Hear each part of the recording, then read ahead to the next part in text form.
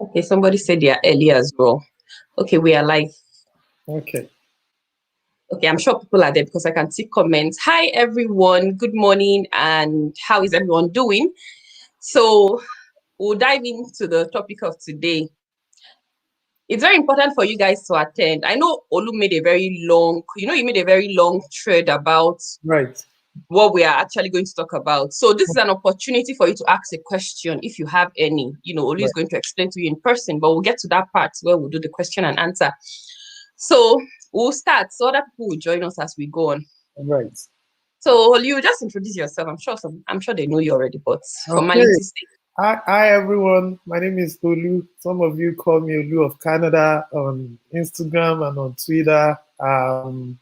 I like talking about Canada because I have seen the opportunities and I know what it looks like. I myself came to Canada as an international student close to 6 years ago. Now, when I mention 6 years, it looks like yesterday, very clueless about a lot of things. But here we are, we're grateful to God for how far He has brought us. And we've seen the opportunities, and we know a lot of you out there can also take advantage of the opportunities. And we are so much passionate about ensuring that you get things done, you do not repeat the mistakes we have repeated in the past. You are well informed about the opportunities, and you're very well armed with the information even before you come to Canada. So I look forward to the session today where we'll be talking about the study visa application process and the do's and the don'ts. Thank you. Okay, so the reason I'm hosting this session is because I get a lot of questions. People want you to help them process their visas. And I tell people all the time, I don't help people process visa. I'm not a regulated Canadian immigration consultant. I can help you look at your application. I can help you look at your study plan and let you know if you're in the right direction or not, based on my experience and also, general information and knowledge on IRF. And I know you do that as well, Olu. Right. So the essence of this is to dump all the information here so that the next time anybody comes to me, I'll just tell them, go and check the video. Or go on the video, anyone that's convenient for you. So the thing is, with the trend, a lot of students get rejected when they apply for and then they are worried because we see all the time, IRCC is even promoting a post on Twitter that students should apply to come and study. But then when people apply, get admissions and apply for their visas, they get rejected. So first, I want us to highlight the reasons for visa rejections and, how you can escape. I know there are a lot, in fact, there are tons of reasons because when people get rejected, they get the rejection letter. But when you now go ahead and request for a GCMS note, you even see further reasons. So I tell people, don't stop at your rejection letter. Get a GCMS note. You will see the visa officer's note, which is much more specific, right? So Olu is going to highlight for us the reasons for visa rejections and also ways we can avoid it. So over to you. Thank you so much. And that's a very, very important thing because I tell people getting the admission is just the first step. The journey is not completed until you're able to get the study permit and you come to Canada. Recently, what we've seen is, an overwhelmingly high rates of rejections for students who are applying to come to Canada to study. And officials of the Immigration, Refugees, and Citizenship Canada, they've advanced a lot of reasons for why this is so. I'm just going to quote a bit of the statistics. They said 2 in 5 applications are refused, study permit applications.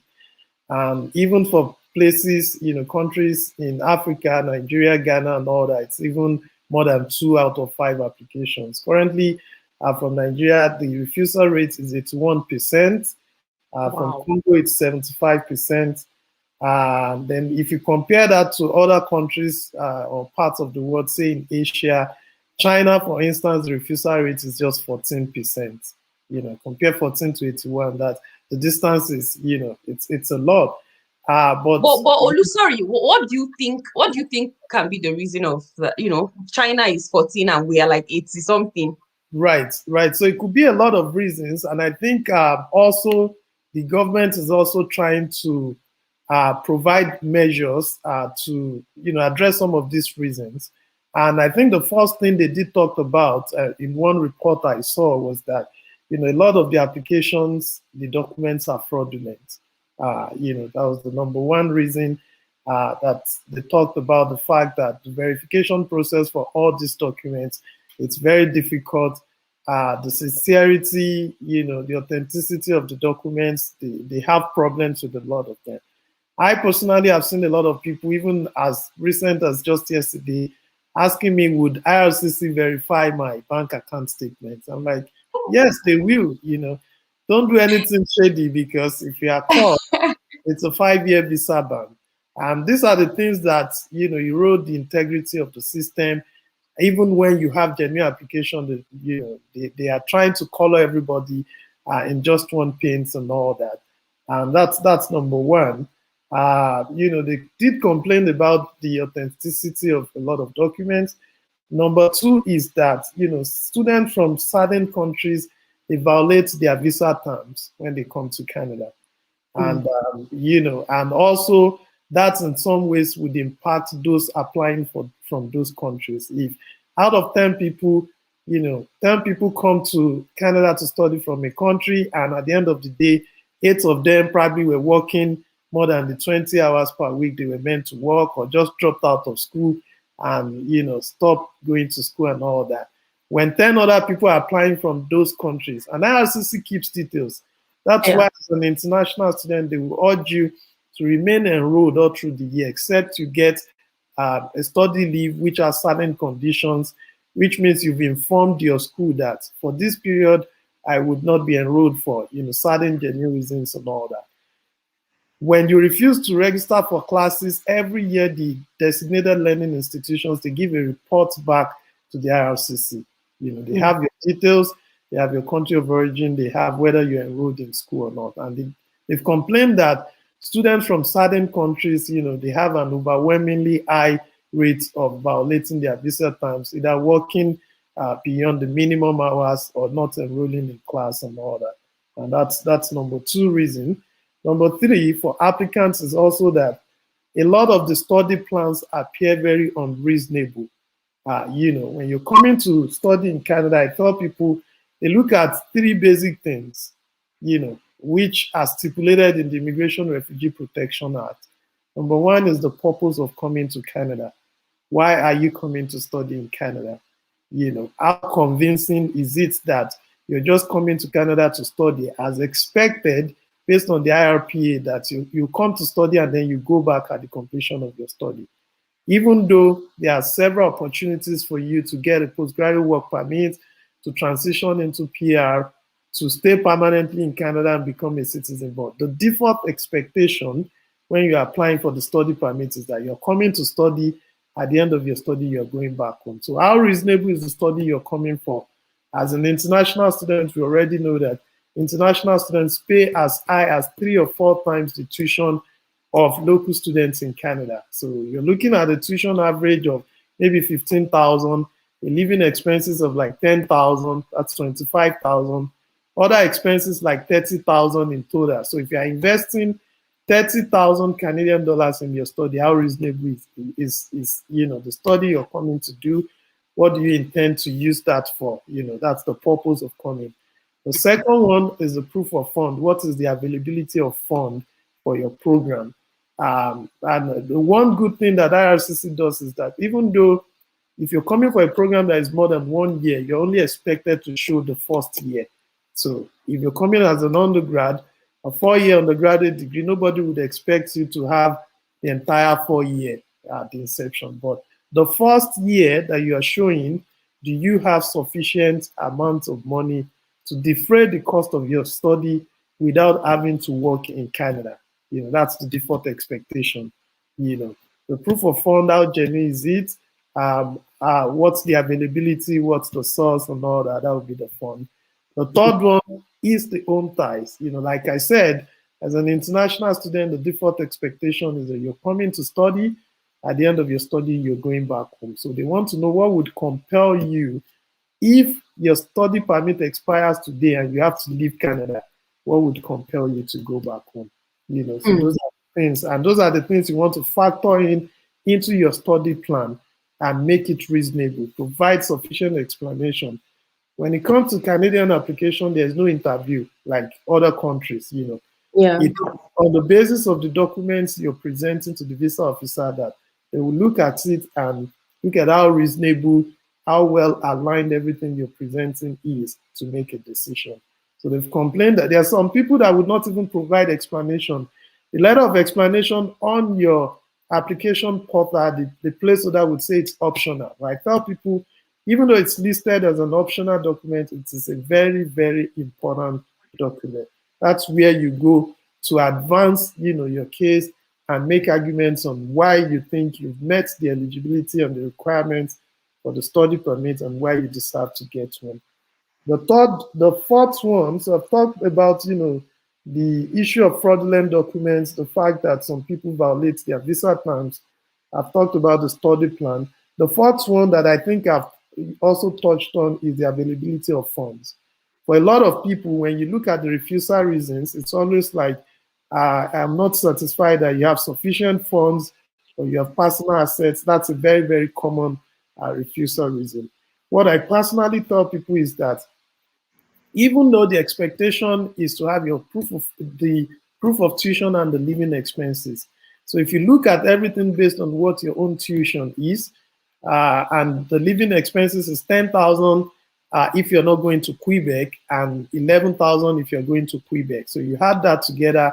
Let's say, for instance, you're going to Ontario, your tuition is 15,000, your living expenses is 10,000, that's 25,000. Try as much as possible to also provide that 25,000 in excess.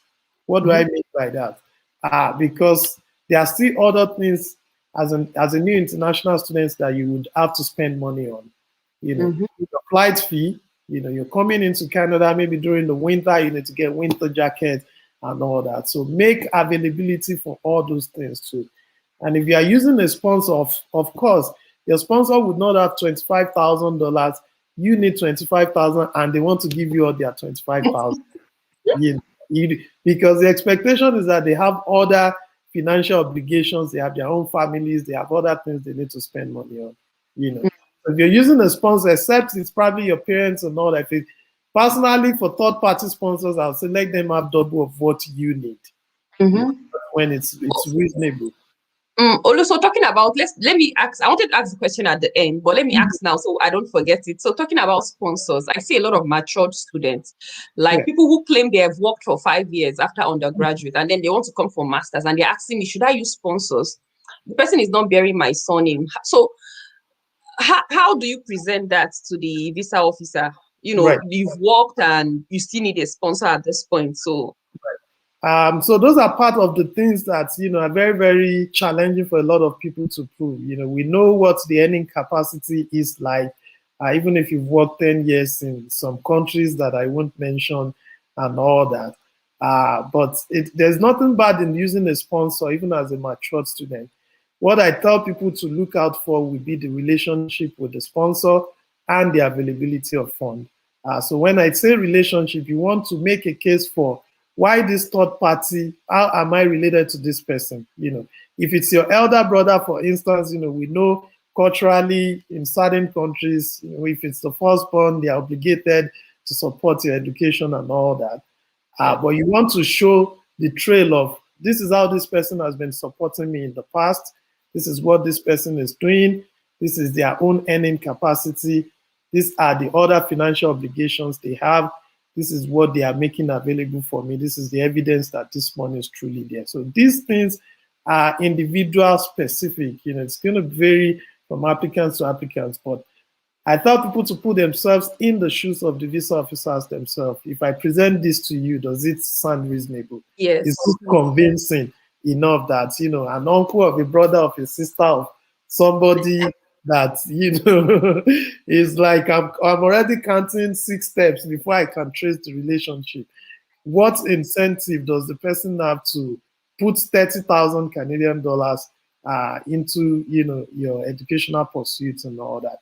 So as long as you're able to present convincing explanation as to why you personally cannot support yourself and why the person is supporting you and the relationship that exists, and it's something that is reasonable and makes sense, it's something tenable as well. And that's that So one. Yes, go um ahead. I'm spending time on this proof of fund because Mhm. I personally believe that that is the major reason why a lot of people, because once they feel that you don't have enough fund, I feel like they start to mention every other reasons that they will Yes. start to say, oh, you don't have travel history, which we Mhm. know are very trivial, and they can give you Right. your they can approve your application without that. Right. So that's why I'm hammering on this proof of fund. So I tell people a lot that if you have someone that wants to sponsor you and you've gone ahead to explain that this person is my in-law, this person is my benefactor, this person is Mhm. obligated to sponsor me, if it's possible, tell them to transfer the money to you or tell them to pay your fees Right. already. So Right. you can easily explain, oh, this person is my benefactor. He has already gone ahead to pay my fees. So this is Right. the receipt. This is the proof of the transfer from the person's account. So I feel like it's a more tangible thing because I see a lot of people bring in sponsors, and Mhm. when you eventually get your approval and come to Canada, those people now they don't go ahead to make the Yeah, payments for to you, and support then you. you're So back how to do you square want to one. survive in Canada, which is the primary concern? Remember, I did mention that the primary concern is that even though as an international student you are permitted to work part-time when the school is in session and all that, they do not want you to give the impression that it's the work you would do in Canada that you would use to support your education. Mm. Realistically, it is very, very difficult.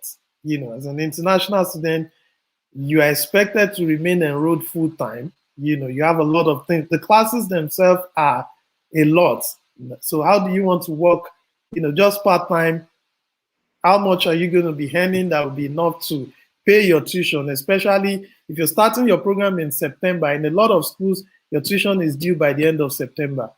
If you're Mm-hmm. starting in January, it's due by the end of January. So how much work do you want to do within that period to pay the very high international student fee to also support yourself with the living expenses?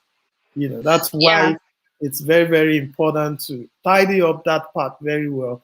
Make sure even if you're using a sponsor, it's something that is genuine. They have the money, they're ready to invest that in you. The other things that Mrs. O mentioned, paying your tuition, transferring the money to you to show that it's now within, it's something that you have access to, and all that will be additional ways to strengthen your application. And I see a also, lot of okay, go ahead, go ahead. yes. And also the other reasons you mentioned, that once the financial reason is a concern, then they bring up other reasons. That's the last reason I want to mention in terms of Oh, refusal. And that's what we call the generic or discretionary reasons. So visa officers are permitted by law to make discretionary decisions, even outside of what the Immigration, Refugee, and Protection Act stipulates. So they can say, on the basis of everything I've seen, the very popular one is that, not satisfied that you will leave Canada at the completion of your study. They can infer, make inference. But one of the reasons why it is very, very important to tidy up your application, to put the best foot forward, is that even if things go wrong and they mm, make discretionary decisions that you feel is not applicable to you, then you have a valid reason to challenge that refusal. So there's a separate process for that. We call it the judicial review process, which is basically approaching the court to seek redress.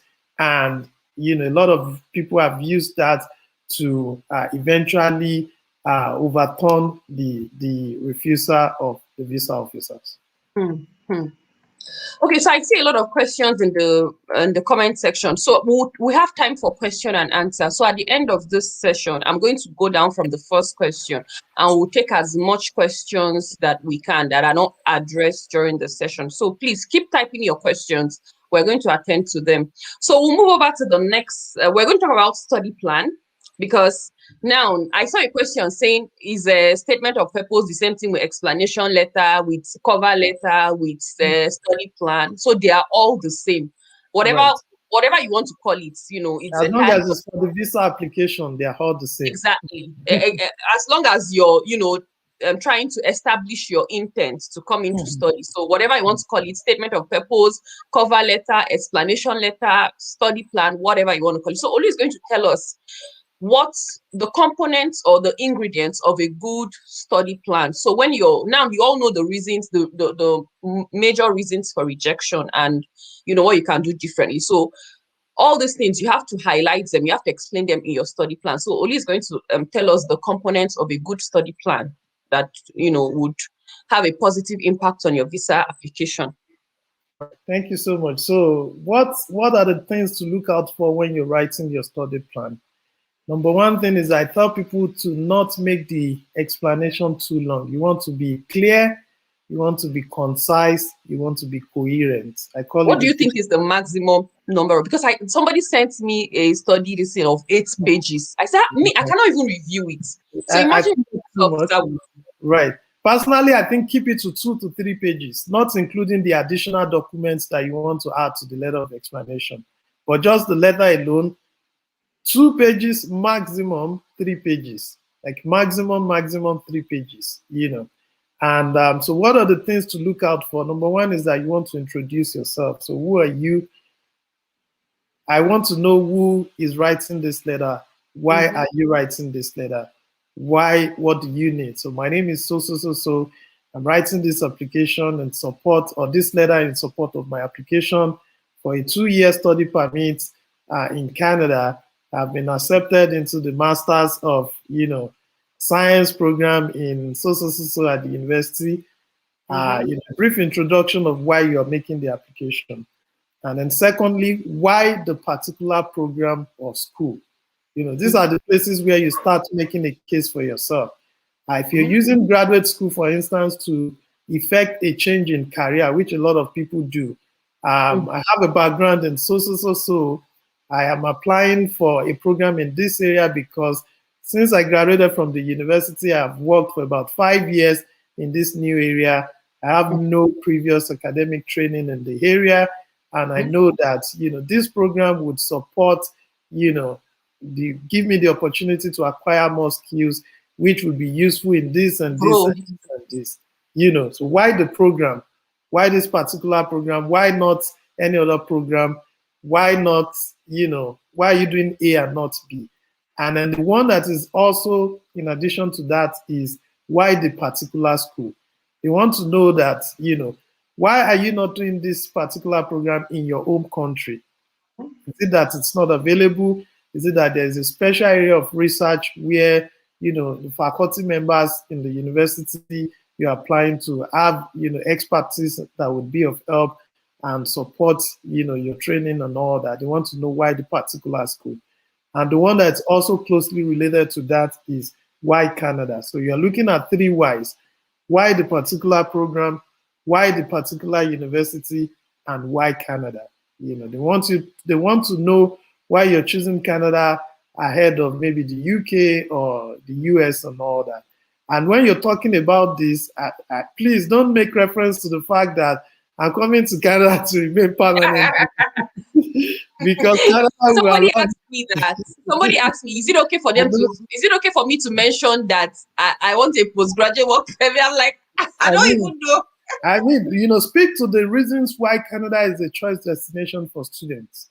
You're looking at things like, saw a report by the Times Higher Education recently, and people were talking about the reasons why they chose Canada as a study destination. The universities are well ranked. The academic environment is multicultural. You meet people from different parts of the world that you can network with, that you can build professional network with, and all that. The faculty members, if they have specific areas of research that are not available in other parts of the world. If you've interacted with a supervisor that has agreed to supervise you as a graduate student, for instance, you want to mention that. What are the things that make Canada the choice destination for international students? It wouldn't be something like, so I can stay back and you're already showing intent of wanting to go back to your country. So those are the things you have to do your personal research on. I mean, if you've applied for admission yourself, you probably have some reasons for why you're choosing a particular program, a particular university, and why Canada. So those would be the 3 whys too. After you've talked about who you are, you address those 3 whys.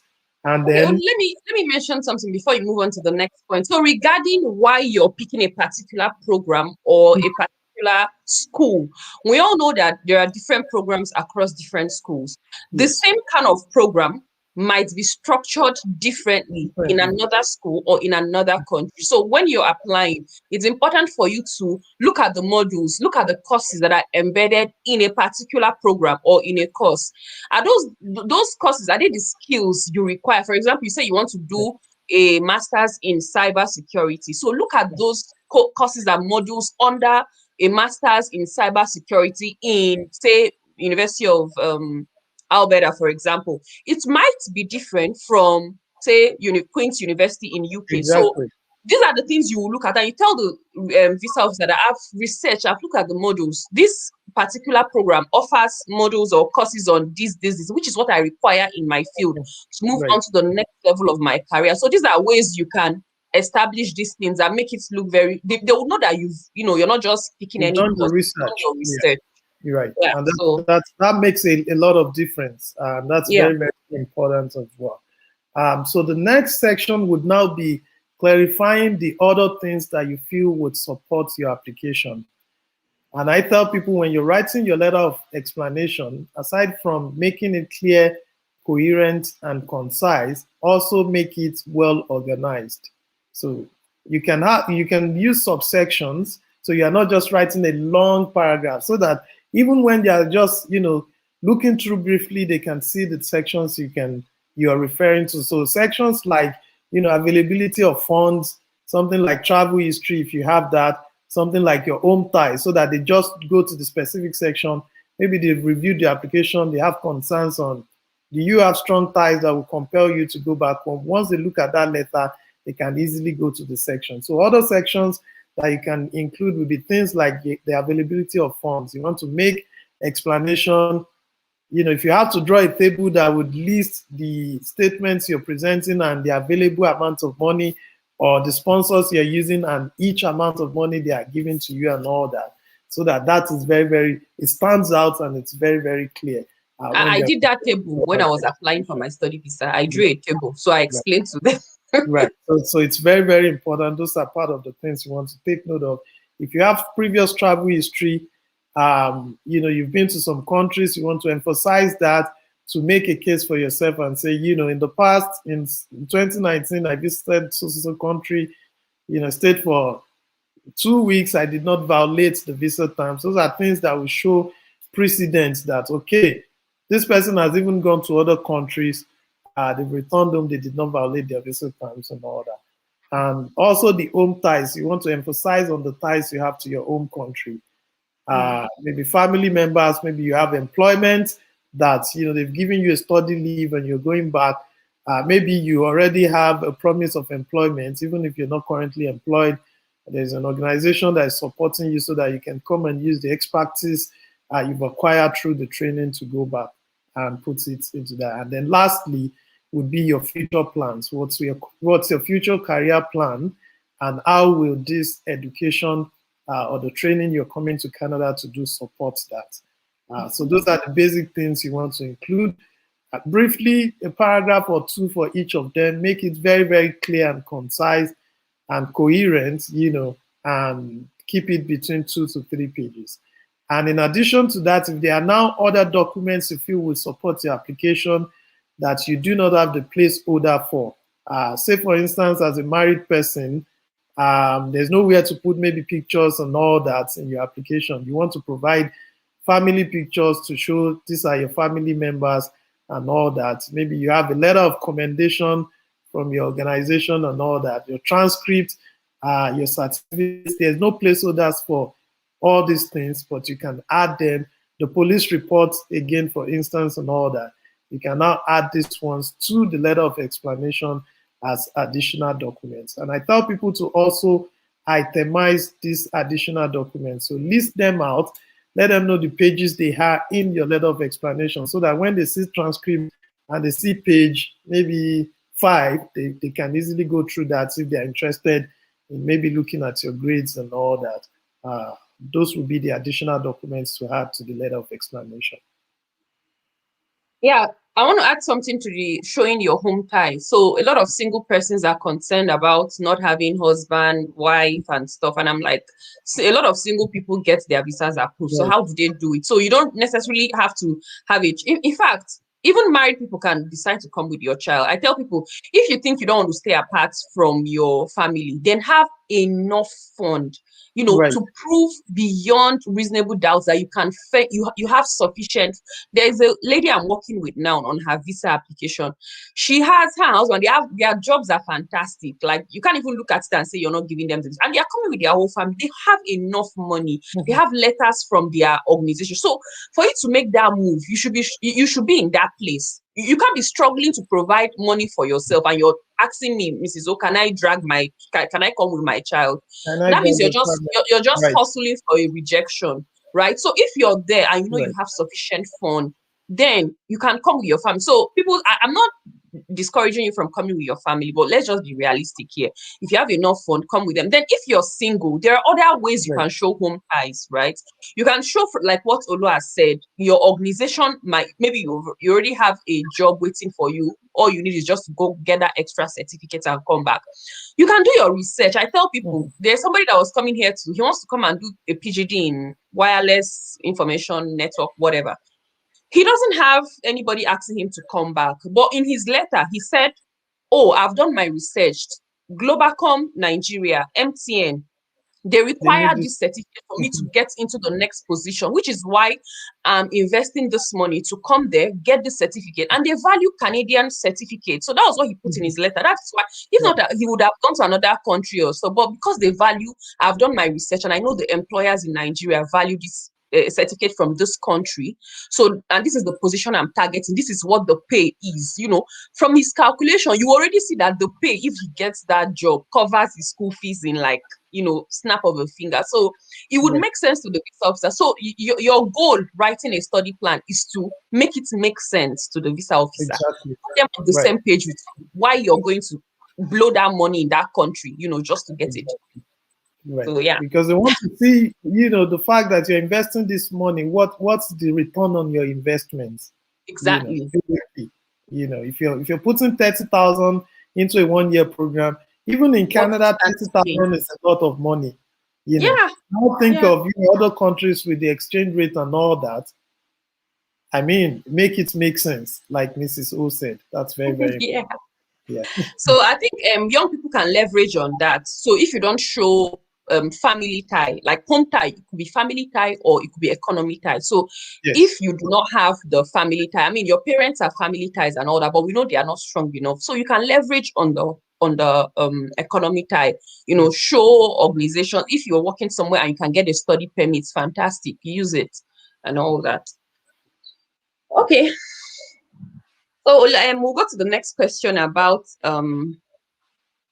so looking at the steps. I think you mentioned a bit of that, but I think let's talk about it fully. So the steps and the document that are required for study visa application. So the first step I know is getting the admission. So after getting the admission, what's next? Right. Because you cannot build something on nothing. You cannot apply. You're not eligible to apply for a study permit if you've not received a letter of admission and offer letter from a designated learning institution. The one thing to also quickly add is that if you're coming to Canada to study and the duration of your study is less than 6 months, you do not need a study permit. Oh, Olu, with COVID, they say we need. Okay, you're going to say that, right? Yes, okay. I was just trying to say that with the special measures that are in place now, with COVID, then you need that. But ordinarily, before COVID and all that, except your program is more than 6 months, that's when you need a study permit. But for a lot of people, you're basically probably coming for a program that is more than 6 months and all that. So you need an offer of admission, number one. The next thing, right now, also because of COVID, paper applications are no longer accepted. So you have to apply online. The next thing, after you've received the offer of admission, congratulations, is to set up your online application portal.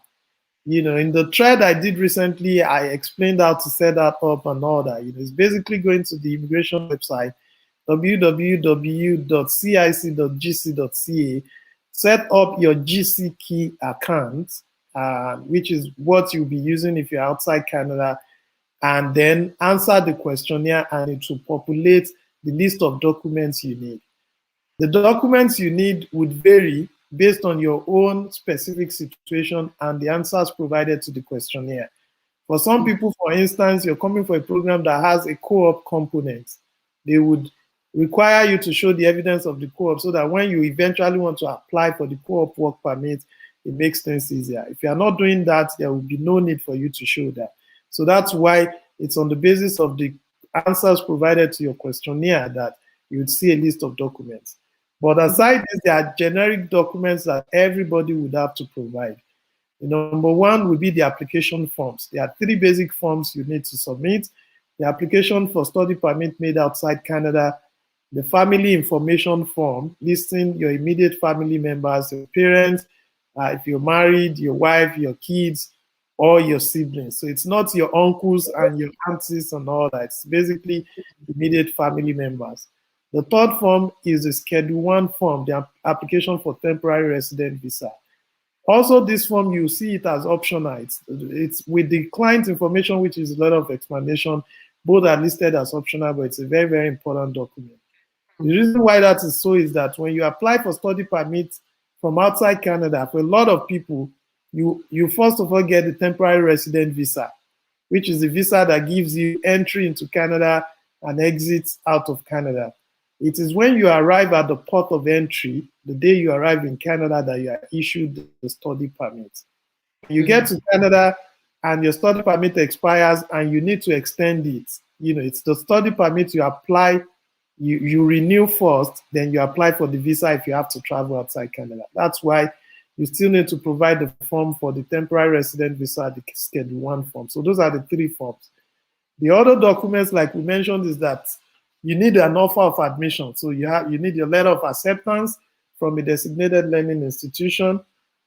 Number 3 is that you need evidence that you can financially support your study. So the proof of means of financial support, very, very important. Once you set up your application portal, there's always a question mark beside each required document. If you click on that, you will see a list of the acceptable documents for your proof of funds, the things you can use to show your evidence of the availability of funds and all that. The next one after that, which will be the 4th, would be your international passport or your travel document. So I tell people, if you have previous travel history, make sure you also scan the stamped pages and the travel or the visa pages in these documents, scan it together with your passport data page and make it a single document. Also keep in mind that when you are providing documents for your study permit, you can only provide a maximum of 4 megabytes to upload. So reduce the size in a way that it's not too heavy and all that, but scan all these previous travel pages, stamp pages, visa pages together with your passport data page. It's very, very important. The next one is the digital photo. You need a passport photo. The requirements and the size of that is also available once you set up the application portal. You click on the question mark, it will tell you the size and the expectations. The next one is if you've lived in a country that is called a designated country, so you need a medical test. There are certain countries that when you're setting up your application portal and you're answering the questionnaire, it will ask you, have you lived in a designated country for more than 6 months and all that? You can see a link there that will take you to the list of countries that are called designated countries. So if you live in that country, you're expected to do a medical test, which is important. You can do that upfront, or you can just submit the intent to do the medical exam. And when they get to that stage in your application, they will send you a request to go and do the medical exam. And then lastly is the letter of explanation. So on your application portal, they will list that as client information.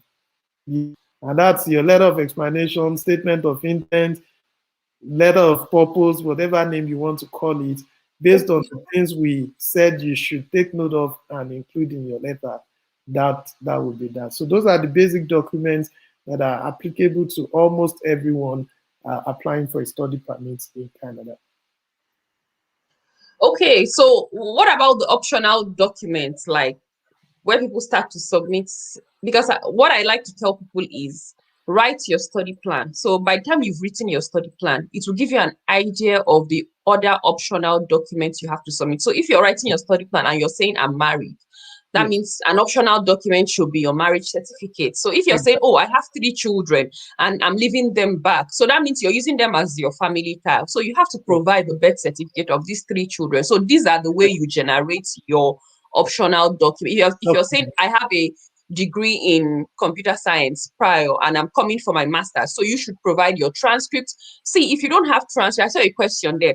If you don't have your certificate from the university, at least you will have a statement of results or you would have a transcript. So any of them is acceptable. So whichever one you have available, submit it. That's fine. So yeah, that's how you come about your optional documents. So if you have reference letters and other stuff like those documents, you can just add them to your letter of explanation, like I earlier mentioned, itemize and say, okay, this my transcript and certificates are attached here in page so. My wedding certificate, this page of the letter of explanation and all that. But that's how you know the other documents that would support and make your application stronger. Yeah, so that's basically it. And only one more question. So by the time you submit an application, you know that sometimes IRCC will reach out to you and say, oh, or maybe you have an update you just want to send to them. How do you further, send this document? You've already submitted your application, but you have other documents that maybe just came in, or IRCC has reached out to you and say, oh, submit this document. So how do people reach out to IRCC or the visa officer to get those documents across? It could go both. It could go in 2 ways. If IRCC specifically reached out to you that they need additional documents, in most instances they will open an additional placeholder for you to upload the document on your application portal. That's usually how it works. Or maybe in the letter they send to you, they want you to send it to a specific email and all that, they will provide that. But outside of that, if a document comes in and you want to provide additional documents, you can always use the web form to send in the additional documents you need. So if you just Google IRCC web form, if by the time they are processing your application, you already know the visa office that is handling your application, you can also specify the specific visa office when you're sending in the web form. So you fill your details, your application number, your UCI, the additional documents you want to provide. There will be a page for you to upload that document and send it directly to IRCC.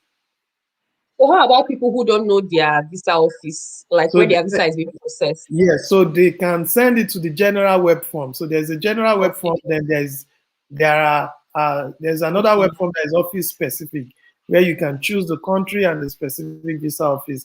But if not, you can just send it to the general web form. When it gets to their own central database, they can access the office processing the application and they will forward it to that office. Wow, that's fantastic. So let's just talk about the do's and the don'ts. Then after that, we'll take questions. So generally, because I have experience with helping people with this, and Olutu has a lot of experience. So Olu is going to be mentioning some do's and don'ts, and I'll chip in, here and there. So basically, the things you should do to support your application. I think we've said everything, but this is just a wrap up, the do's. And after that, we're going to talk about, in fact, before we go to do's, let's talk about the Nigerian Students Express. Because a lot of questions are coming in, like what is how do I even apply for it and stuff. So Olu, tell me what you know about the Nigerians, or tell us what you know about the Nigerian Student so currently right now, there's no separate application portal for the NSE. That's the number one thing to take note of. You still submit your application the same way. So the NSE is the Nigerian Student Express. It's part of the new measures that the IRCC has put in place for applicants from Nigeria who are submitting their applications and all that. And there are specific requirements. It's part of the measures that would help them to strengthen the application process, to verify your documents and all that. If you're applying through the NSE, there are certain documents you are expected to provide. Number one is that even if you've not written a language test to get your admission, when you are using the NSC for your visa application, you have to write a language test. And you must score at least 6.0, I think, in all the 4 categories: listening, reading, writing, and speaking. That's number one. Number two is that if you intend to use the NSC, you must do an upfront medical. It's compulsory. Number three is that for the proof of fund requirement for the NSE, you must get what we call the My Bank statement. So it's not like printing the regular statements of 30 pages and all that. It's just a 1-page document that contains your information or the information of the bank account you're using and a code for the IRCC to directly verify the amount of money. So that's, part of the things they put in place to checkmate fraudulent documents and all that. And that is very, very helpful. However, in terms of the financial expectation of the NSE, there's also an additional requirement that the particular bank account you're using must have been in existence for at least 1 year, and the minimum amount of money must be at least $30,000 that has been maintained in the last 6 months. Maintained. Okay. Yes.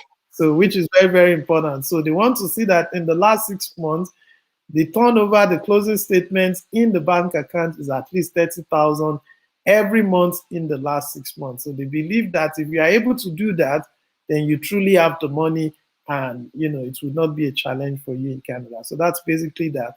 However, when you're submitting your application, there's no separate application portal for the NSE. If they look at the documents you've submitted, the IRCC would reach out to you if there's a reason to process your application through the NSE and they need additional documents. Generally, they give people about 30 days to provide those additional documents. Let's say, for instance, you submitted your application, you did not submit a language test results, then they will tell you, okay, we've seen that you may be eligible for the NSE. Could you please provide a language test result within the next 30 days? Or we saw that you submitted a normal statement of account. Could you please provide my bank statement within the next 30 days? So if you have the intent of using the NSE, it's one thing you can do is to start preparing ahead for if they invite you, because 30 days is a long time in the application process for you to keep waiting to get those things and put them in. And generally, they've said that the processing time for the NSE is 20 weeks to 8 weeks. I think I was checking the general processing time yesterday. If you're not using the NSE and you're applying from Nigeria, I think it's currently 18 weeks. So it's also what they've called an expedited processing route. But those are the requirements. If you're able to meet those requirements, fantastic, you're good to go. But right now, is NSE still 20 days? Because a lot of people have... Honestly, I've not seen 20 days. It's more than 20 days, right? More than 20 days, but they said between 20 days and 8 weeks. So okay. In that room, so it's 20 days to 8 weeks. I have not seen 20 days, but I've seen NSE applications within, the 8 weeks that they mentioned. Yeah. Okay, so basically what Olu is saying is that there is no separate application as to NSE. So it's still the same way you submit your application for the normal. Somebody saying what's the difference? So it's basically the time frame and then the extra requirements that is there for NSE. And one more thing I would like to say. So if you have not started your application, but you intend to go through the NSE route, I would say get all of the extra requirements and still submit your application as like you would submit for the regular. So get your upfront medical, make sure you submit with your My Bank statement certificate, and also have your language results, with the bands that is required. And then for the language result, is it academic or general? I get this question all the time. Yes, I get the question a lot, but we've confirmed that it could be academic or general training. Yeah, I've seen people with academic and general. So that's how it. So when somebody, so don't ask the question, how do I apply for NSE? Just normal application, include all of these extra document that is required, and I think that solves the problem. So let's dive into the do's and the don'ts, and then, or do you just want us to take questions? What do you think? Do you think I think I can just add some things. Generally, the do's and the don'ts are everything we've talked about. The other things I have listed here: number one, be honest in your application. Will IRCC verify my documents? It's a big yes. They have processes for verifying different types of documents, and you don't want to be caught in the wave of a fraudulent document. Misrepresentation in Canadian visa application is a very big thing. It could earn you up to a 5-year visa ban. You don't want that dent on your image. Number two, which is also related to that, is that don't submit fraudulent documents. They will check, they will verify. That's very important. Prepare a very convincing application using the tips we've offered. Make sure your application is convincing. Put yourself in the shoes of the visa officer and say, if somebody is telling me to approve this application, Does it stand a chance for me? You know, one of the questions I get a lot of times is, what are my chances? I'm like, I'm not reviewing your documents. It's very hard for me to determine. Will I say it's 10% Yeah. or 20%? But just follow the things I've stated, prepare a convincing Yeah. application, put the best foot forward. In your Mhm. letter of explanation, anticipate the questions that would come up, and address them. If let's say something, for instance, you have a different name in your transcript, you have a different name on your passport, you've gotten married, you've done change of name, anticipate these things and explain. Mhm. Maybe, say for instance, you had a lump sum of amount in your account, and it was the money that your sponsor transferred to you. You Mhm. want to explain that at on so date, the transfer, it was my sponsor. I light Mhm. that in your statement of account so that it doesn't sound confusing, because you would not be there to answer questions. So anticipate Yes. the questions that could come up and provide an explanation for them. Mhm. Uh, Keep your documents within limits. Of course, you won't even be able to upload it if it's not, less than 4 MB. So that's very, very important. Also, only submit documents that are relevant and that will support your application, you know, Mhm. because you have a very limited space. You don't want to submit what is not required or it is not supporting your application. When you're listing all your documents, additional documents, optional documents, anticipate how does this support my application, Mhm. and only Mhm. submit relevant documents. And the last one is try as much as possible to apply early. The processing times are long. COVID is still very much here with us across the world, and it's affecting the service capacity of the IRCC. So if you intend to start your program start as early as possible. We are hearing now that a lot of the universities, and I hope this would be the case eventually, would go back to in-person classes by September. You want to make sure you have your visa ready to travel, ready to arrive early. And part of the things that would make that possible is to make sure you submit your applications early. So these are just the additional tips in addition to every other thing we've talked about today. Okay, so I think Olu has covered everything, but I will just say, I realized that when you're applying for your visa application, when you're applying for your study visas, take your time to gather your documents together first. Don't submit and now realize that, oh, I didn't send this thing, and then you start to raise web forms or you start to wait for IRCC to. When you do that, you're delaying your process, and most times they just delay. In fact, they just dump the file there for nothing. Even Mhm. when you request for GCMS notes, you realize that there's nothing wrong with your application. Maybe they've received the document, but for some reasons, say I'm the visa officer and I'm attending to 20 documents. Once I realize that there is something missing in your file, I will drop it somewhere and I won't come back to it until I finish what I have on my table. Mhm. In fact, it's even written on their website that make sure you submit a complete application. If it's incomplete, it will delay your application, even if they want to approve it. But because you've missed out that document and you're putting them through the stress of reaching out to you again, looking for a document or giving them extra work of double verification for something Mhm. you should have just given them. So that those are things that could lead to delay in your application. So I think that's basically it. And then when you apply with a particular school, I get a lot of people that say, oh, we submitted this application, our visa is approved, but want to come in and register in another school. Maybe you got another application. It's important for you to update IRCT on any move, because on their own database, you're going to a particular school. Meanwhile, you have actually, so you will be lost in the system.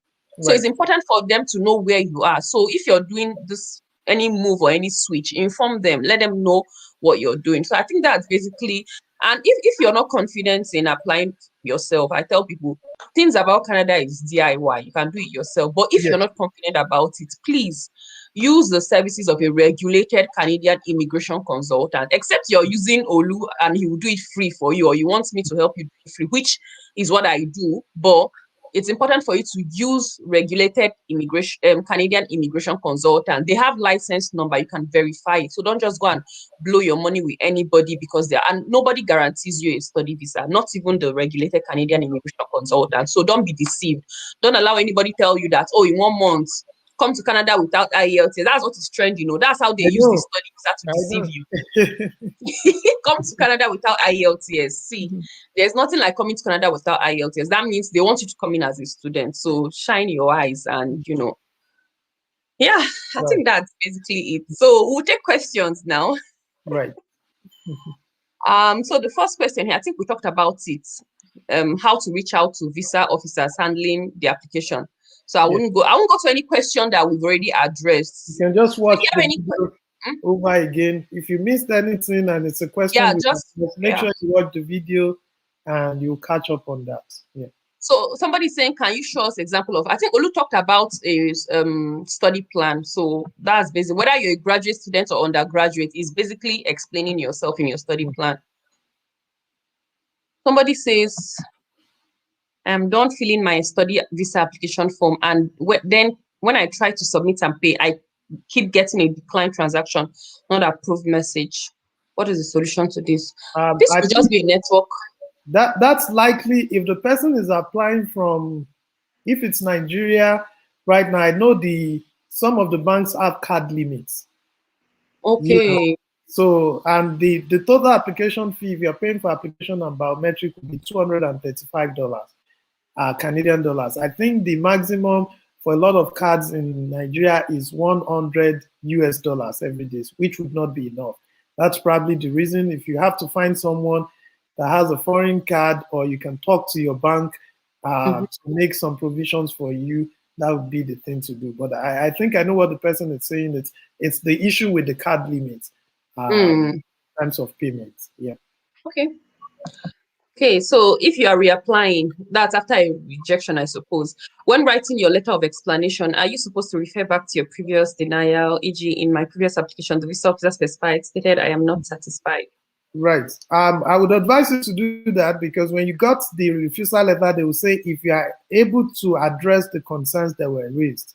So, and then they advise you to make sure you've addressed them before reapplying. So if you can provide sufficient explanation and say, they raised concerns in my previous application about my home ties. So these are the additional things I have put in place under a section on the home ties, emphasize on the new things, the things that are different in your new application compared to the old one, and show sufficiently that you've addressed the concerns in the previous refusal. Okay, thank you, Olu. Can I use money from my pension fund as proof of fund? It has been credited into my account. If it's the pension fund account, Canada allows you to use your pension fund, but you can only use 25% of your pension but fund. in her case, she said it has been credited in her account, so I think she can use it. So if it's already credited into maybe another account aside the pension fund account, then you can use it because it's already in your account. Yes. Yeah. So this also goes to this person asking this question. So Canada allows you to use 25% of your pension fund. Yes. So someone is asking about what if they get a teaching assistant. So we'll answer this question like, Olu, what if somebody has a scholarship, whether partly funded or fully funded? What do you advise them about their funding? So scholarships are very good. It reduces the burden of the proof of fund you have to show, but it's not the only thing that is being considered in your application. We've seen people that got scholarship and got rejected. One of the things I tell people to consider is the fact that, number one, when would the scholarship payments start? For a lot of people, if you come into Canada, say in September, the payment will probably start the ending of September. You still need additional funds to support yourself, to book your flight fee, to do some other things before they start the payment. And then how much is the money and what would it cover? So if your tuition is 15,000, your living expenses is 10,000, it's 25,000. You have a scholarship of let's say 10,000. You still need 15,000. That's not sufficient, but it supports and it helps you to say, okay, even though my entire expenses is about 25,000 every year, I have a scholarship of 10,000. This is the additional 15,000 and how I would provide that 15,000. So it's going to be individual specific based on your own particular situation. Even if you get a full funding that is going to take care of your tuition and living expenses, what about the other expenses?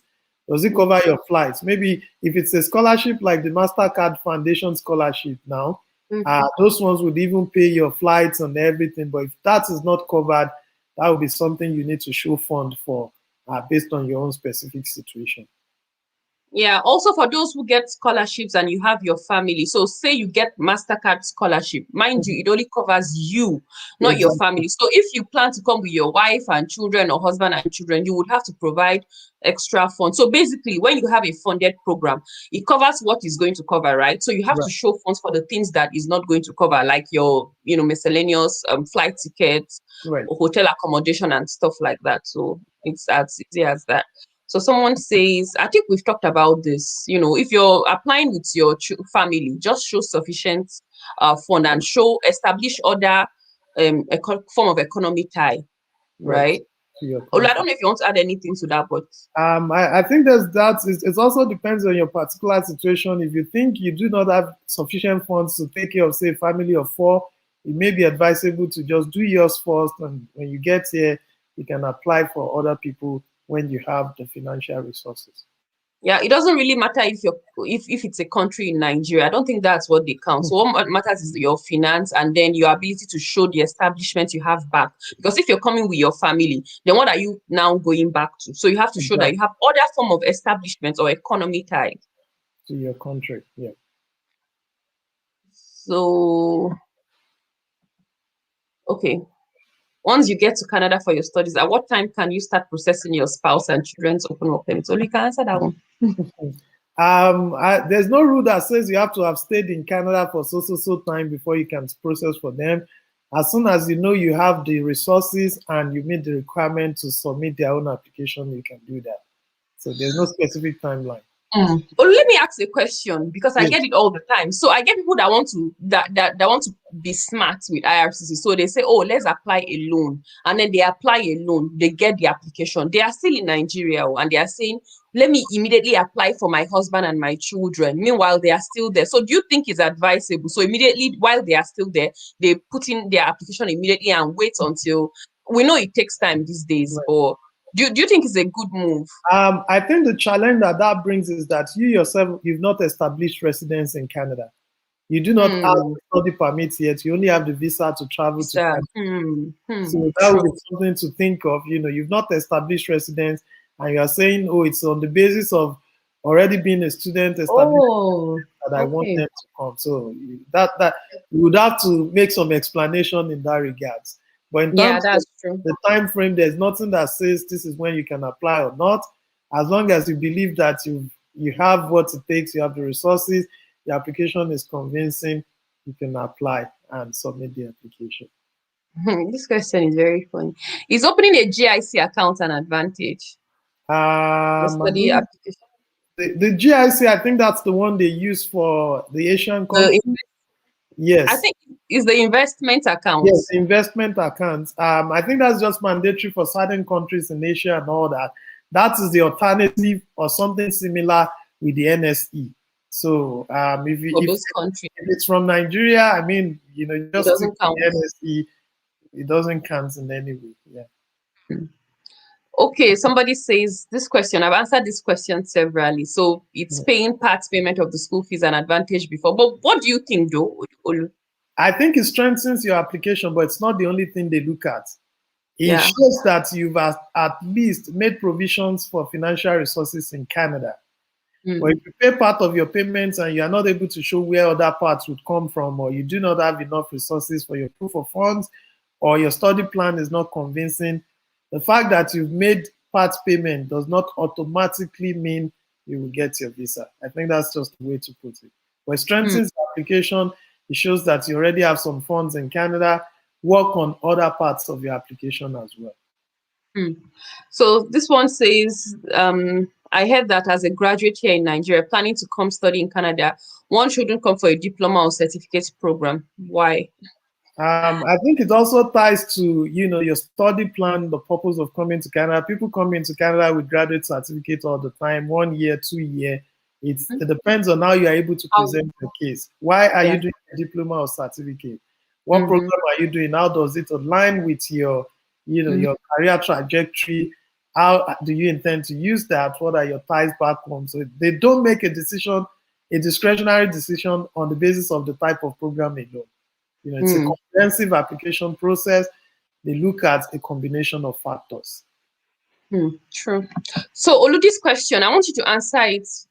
She said, what are the steps for a study permit with I study visa, I suppose, with my daughter together, pending when my husband will join us. So I want you to answer this question like someone coming in to apply with his family. So I know you talked about the forms that are required, but what differently should they do? Is it just saying, okay, you know, the part where it asks if this person is accompanying you or not? Is that Right. all they have to do? Right. So it's when they are answering the questionnaire that they will indicate that there's an additional person in the application. Once they have the additional person, based on the answers provided in the questionnaire, it will generate a list of documents for the additional person too. So when they list that of the applicants, they will list the name of the dependent and the documents that are required for the person as well. So if it's somebody that needs a visa, the application forms, the other documents they need you to show would also be listed, but it will be on the basis of the questions, the answers you provided to the questionnaire when you're setting up your IRCC portal. And of course, when you're coming as an international student, you're showing proof of fund for yourself and also for the additional dependent. And you are making a case in your letter of explanation for why your child or your children are also accompanying you. And how would that not affect your education as a full-time international student in Canada? So those would be the things to put in mind when you're doing that. Yep. And regarding that one, so if you're coming to Canada without your spouse but with your child, it's important for you to reach out to the daycares, you know, make a concrete arrangement. Let them know that you're reaching out to daycares or a nanny or whatever, whoever that is going to support you while you're studying. Right. So this person says, why I'm showing this question, Olu, is because I get a lot of questions regarding this. So can I go for a PG certificate or PGD program even after a good undergraduate CGPA? Would it be a ground? So why I'm asking this question is because a lot of people, in fact, there's a lady I was reviewing her explanation letter. She said that the reason she's going for a diploma, she has a degree, but she graduated with a third class. So she said the reason she's going for a diploma or easy a PGD is because her grade is poor. So do you think it's a reasonable reason to have on your study plan? It's an understandable one, but in addition to that, I would say for such a case, also show the things you've been able to do after finishing with the third class degree and all that, and how you've been able to acquire the skills and the expertise that has positioned you to be in the stage you are right now. Because what that would show is that, okay, if you finish your undergraduate with a third degree, how am I sure when you come into Canada for a graduate level training, you'll be able to cope in the program? Your grades do not define you. I say that boldly. People have different reasons for why the undergraduate academic program was, low, the grades are low and all that. But show that even aside the grades, and since you've graduated from the schools, these are the additional things you've been able to do. And this is why you now need this particular training at this time. And this is why they should trust and believe that, you're going to finish your program, you will do well in the new program you are coming for. That's very important. Similarly to this question, if you have a good undergraduate CGPA, you also want to provide explanation as to why you are not considering a higher level of academic training, maybe at the master's level. Maybe the program you're interested in, there's no master's program in the area, or, the way the PG certificate is structured is more practical. There's a co-op opportunity. This is what that would allow you, the skills that would allow you to gain and all that. Sufficient explanation would go a long way in further convincing the visa officer and strengthening your application. Okay, so this person says, I am currently in the EE pool and also intend to apply for a study permit. Can I still remain in the pool while applying for a study permit? Right. So I had a session one time where with Wolu, I'm sure you know her, and then she mentioned that it could be a red flag if you're, being in both places. So like you have to be very strategic about this thing. So yeah. And you also have to provide explanation as to why. So generally the immigration law permits dual intent, but if you look at the section that talks about the dual intent, they explain that sufficiently. You still have to show proof and convince that, okay, what if your permanent residence application failed and you have a study permit and it's expiring? Would you do you have compelling reasons at the expiration of your study permit to go back to Canada? But simply on the basis of the fact that you intend to apply for PR would not be a reason for refusal. But you have to show additionally as to why, even if you get a study permit and your PR is not approved, you will still adhere to the conditions of your study. Yes. Yeah. So I think it's cool for people to mention that even if I applied for a PR, but at the end of my study, if my PR is not approved and I don't have any other reason to stay in Canada, I would exit Canada. So just for them to know that, in as much as you have these other intents, but you don't plan to stay illegally in Canada. So permitted to, yes. So someone says, if you have a sibling in Canada, should you mention you will be staying with your sibling so that you don't have to show the proof of fund for accommodation? I think even if you have a sibling, you still have to provide explanation as to how your sibling will support you. There's no exemption on the basis of the fact that I have a sibling, so I don't need living expenses. Yes. It's probably advisable for your sibling to also provide additional document support, financial and all that, to show that I would be responsible for the living expenses and the accommodation of these applicants. So this is a very interesting question. The person says they've invited them for NSC. So I guess they did not submit the document before the end of the 30 days. And so they can't find the view application.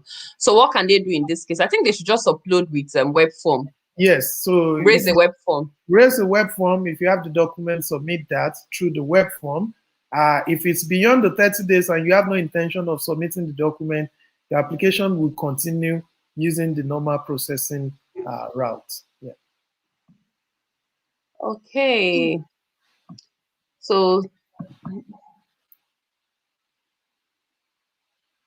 I am unable to add additional document. I recently noticed a warning on the portal account that if you have an existing IRCC account, this portal account is not connected with your IRCC account. I don't know what the question is. I don't know what the question is too, but I mean, if you have other documents to submit, you can always use the web form. Yeah. If there's something you're noticing on your application, even if you do not have additional documents to submit, and there's a concern you have, you can always submit that through the web form as well. Yeah, so if you have any additional document, just use the web form, especially for an application that has been submitted already. So I don't know if this question is referring to an application that has not been submitted.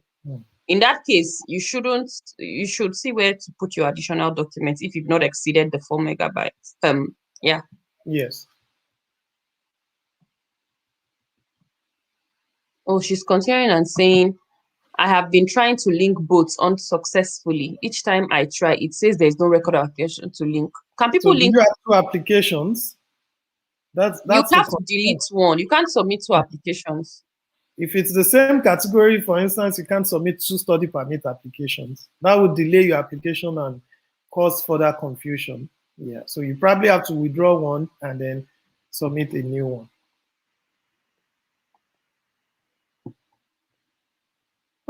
I'm tired of answering these kind of questions.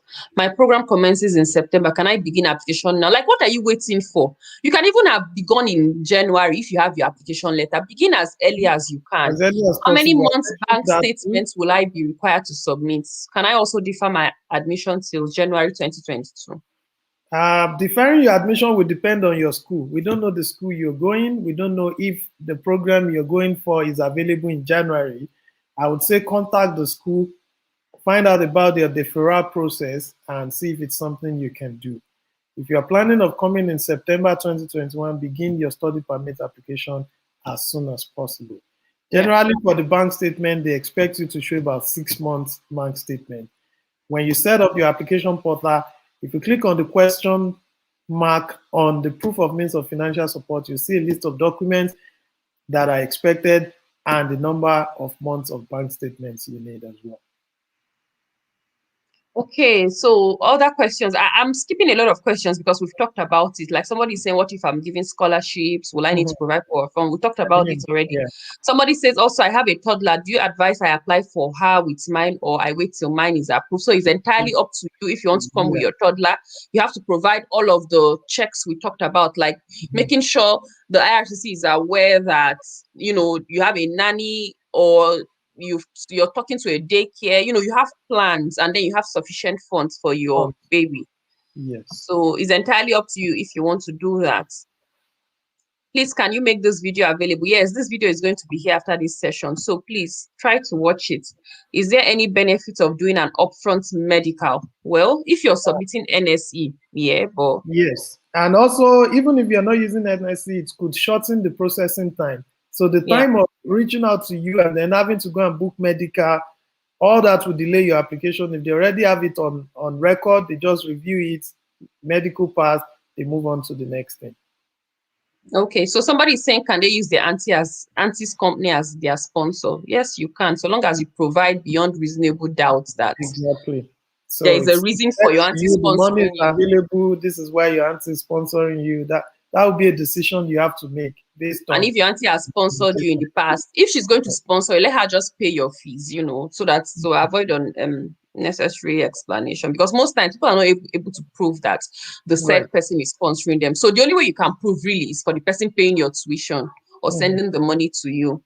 So this question too, this kind of questions, I'm not going to be taking them anymore, but my tuition fee is 12,500. How much do I need to maintain? You need to maintain your tuition and your living expenses for 1 year, at least. Right. So the person says, can I get a gift deed? Gift deed from where? From who?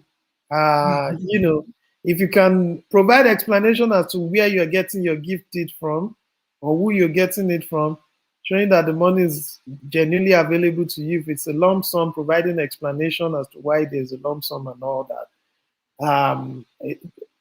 This is going to be an individual specific situation based on what is available and anticipating the explanation you would need to provide for that. It's basically like the person is sponsoring you, and giving you money for your program. So you still have to explain it like. Then would you advise to submit a police certificate for study permit? Is it required? I think it's optional. It's optional. It's optional. Yeah, it's optional. So it's entirely up to you. Yeah. Can you please clarify what's the difference between? They are the same. There's no difference. Statement of purpose, letter of explanation, cover letter, and which other thing they call it? Study plan, motivation letter. Exactly. They're all the letter of intent, they're all the same. Somebody says, what is a gift deed? So gift deed is something that is popular for express entry applications or PR applications. Somebody is gifting you money.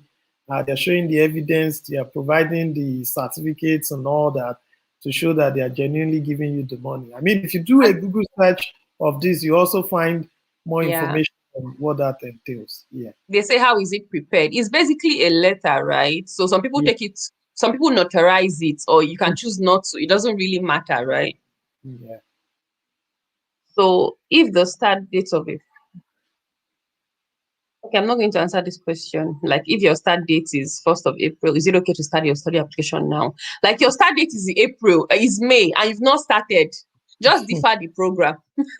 Because in terms of the processing times, that's going to be challenging to meet up with. Yeah.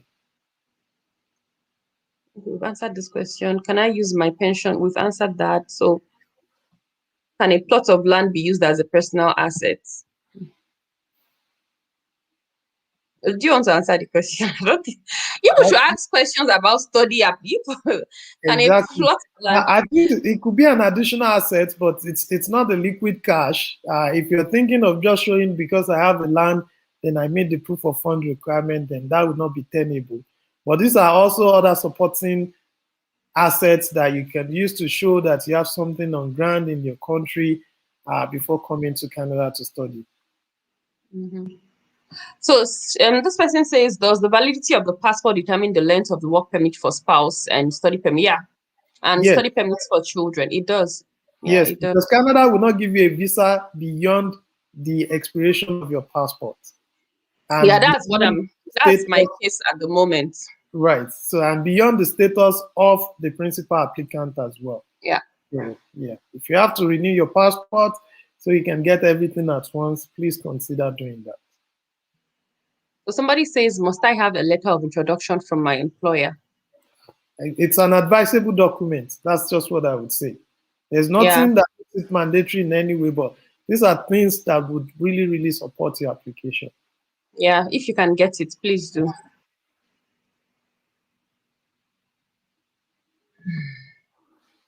Can I use a sponsor's account?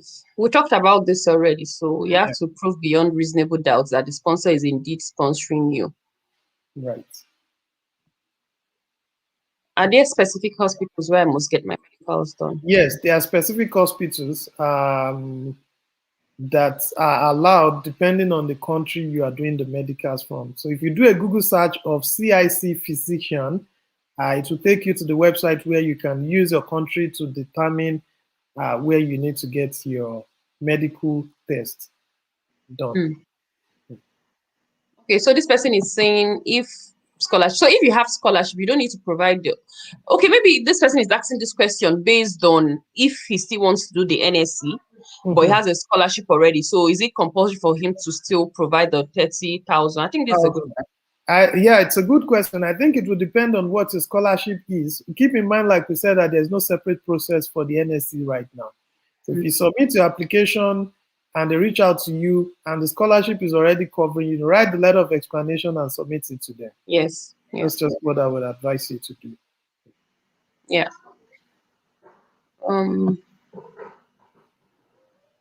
If my profile is not okay, using this. No, you can't use landed properties to make up for your proof of fund, except you have to liquidate them and have the money. You can only use landed properties to show your maybe home type, but not. Yeah.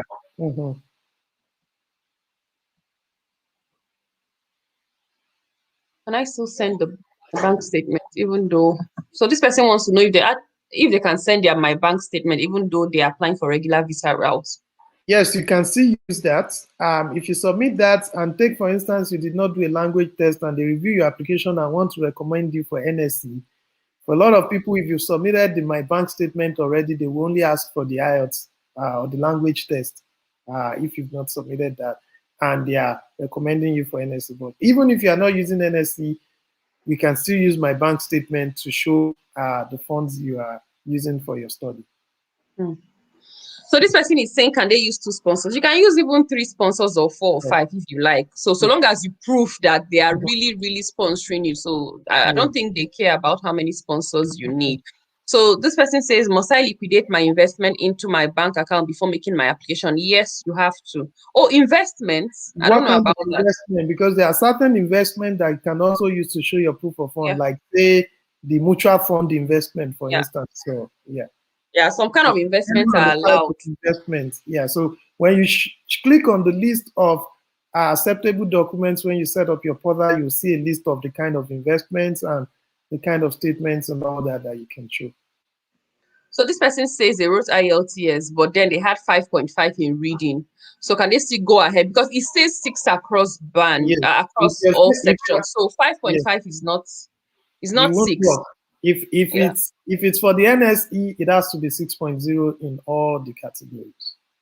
So this person says that, is it advised if the dad is sponsoring them? So anybody sponsoring you, your dad, your mom, or whatever, should write a sponsor. Even your husband, if your husband is sponsoring a wife, the husband should write a letter. It's very important to show consent. Somebody is saying, what is NS? NSC is Nigerian Students Express. So just Google it. You get more information. How much do I need in my account for study permit application, and how long does it have to stay? Okay, we've talked about that. So you can. My sponsor provide a fixed deposit certificate, or it has to be in his or her account. Okay, I'll just take a few more questions and then we'll call it a day, because I think we've covered everything. Even from your questions, it's obvious we've covered everything. So, can my sponsor provide a fixed deposit certificate, or it has to be in her account? I don't know what this question means. When you said 30,000. No, we're talking in Canadian. So 30,000 means 30,000 Canadian dollars, not US. Canadian dollars. And must be maintained for the last 6 months. Yeah. So Chuku, we answered this question. I don't know if you don't. We answered this question, so you might want to go back and watch.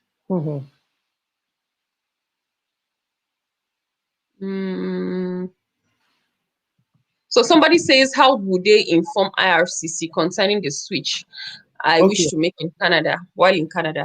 So if you're already in Canada and you are changing to another school, you just update your DLI number on your application portal. Log in back to your application, your IRCC application portal through the GC key. There's a place where you can update your DLI number. So you've gotten an admission at a different designated learning institution. They obviously have a DLI number. Update that there. Yep. So somebody says they did their biometric last year. Would they still have to do it again? I think it's valid for how many years? Valid for 10 years. Yeah, So you if don't you've done a biometric before, you would not need to do another one if it's still within 10 years. My dad is a sponsor and he's using to is that for his business. He's not just okay. Does it matter if this is a continuation of the question?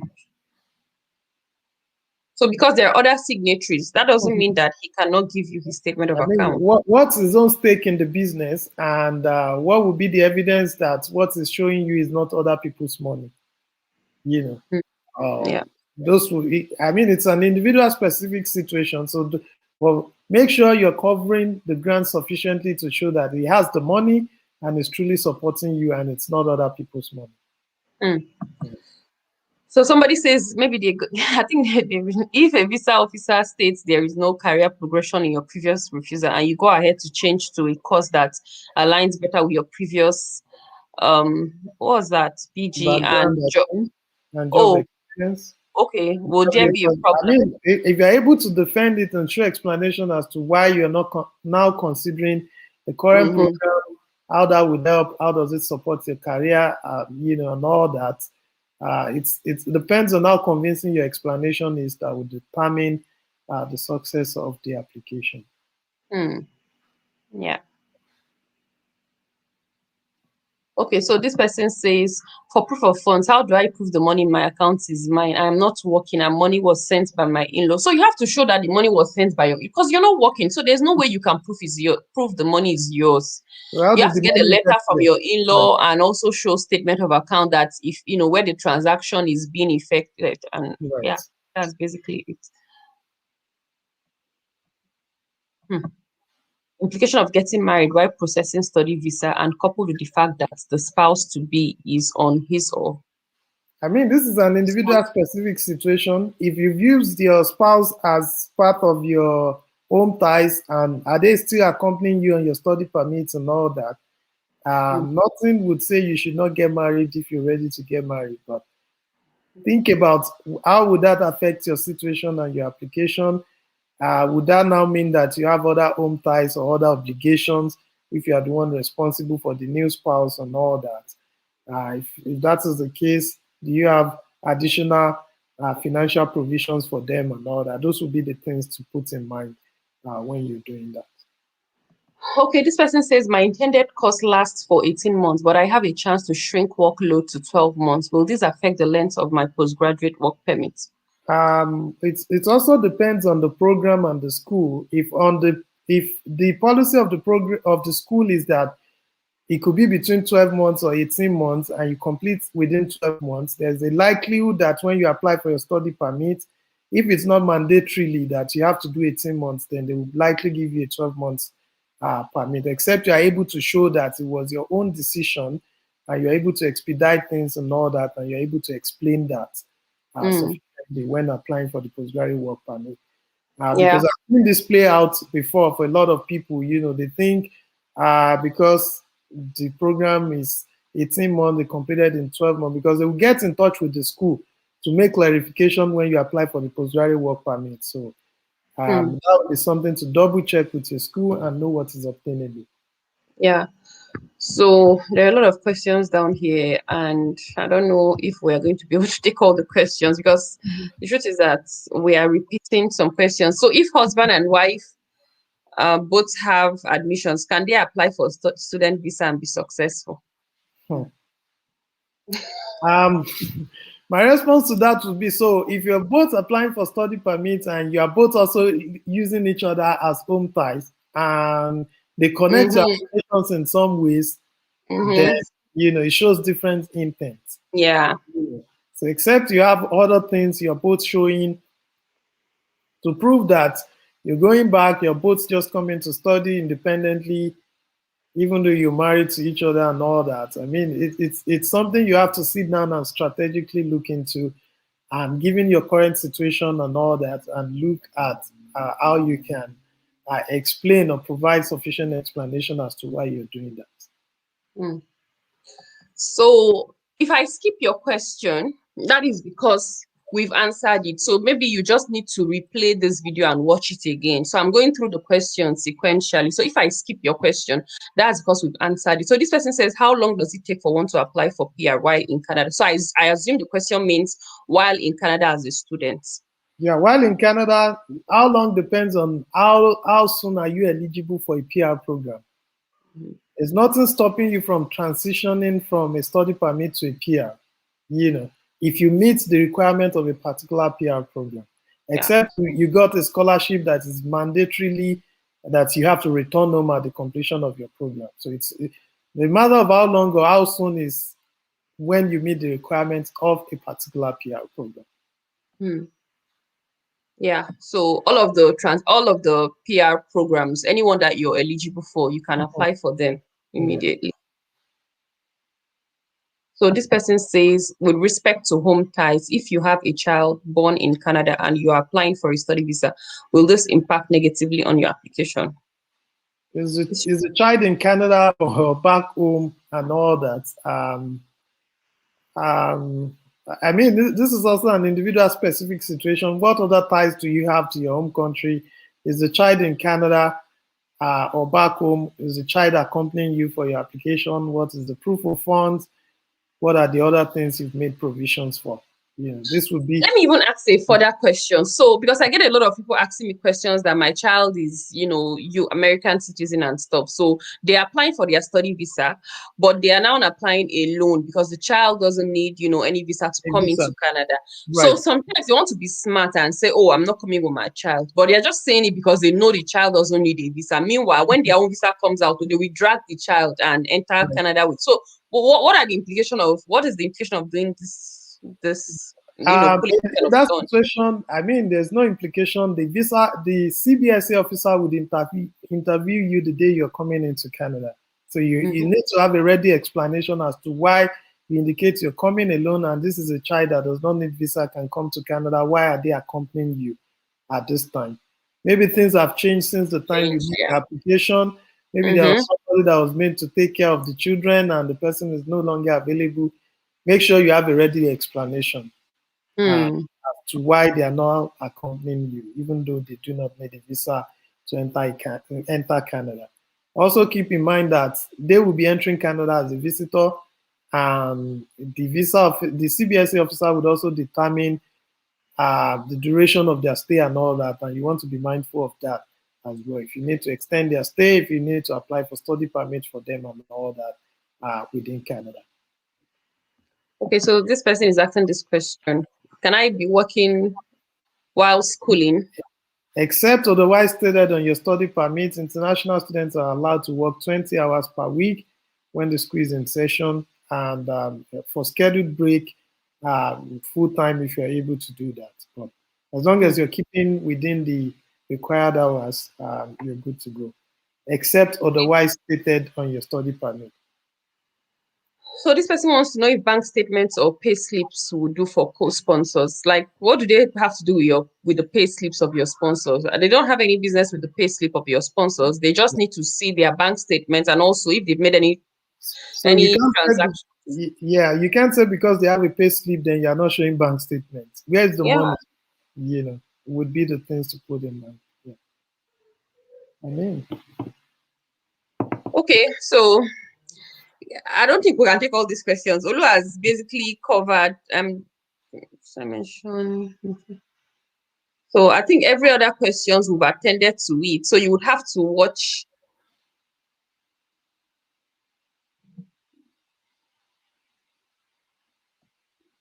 Okay, I'll take this question as my last question. Olu, I'm so sorry. I know this is past 1 hour, and usually this session is for 1 hour. This is 1 hour, 30 minutes. Do I renew a passport that is yet to be expired in January 2023 for a program starting in August. I mean, if your passport is expiring in 2023, you can still use it for your application. If your program is longer than 2023, when you get to Canada, you can renew your passport within Canada and extend your study permit. That would be the thing to have in mind. How do I go for an upfront medical? You contact the hospital, you make the payment for the medical, you let them know you need an upfront medical. When you do it, they'll give you an e-medical sheet that you can upload as proof of your upfront medical. Okay, so the questions keep coming in and coming. Somebody is asking if IELTS is compulsory for PhD and all that. So this question is for study visa. It's for study visa. So whether IELTS is compulsory for your PhD, you should confirm that from the school. You know, it doesn't concern IRCC except you want to apply using the NSA.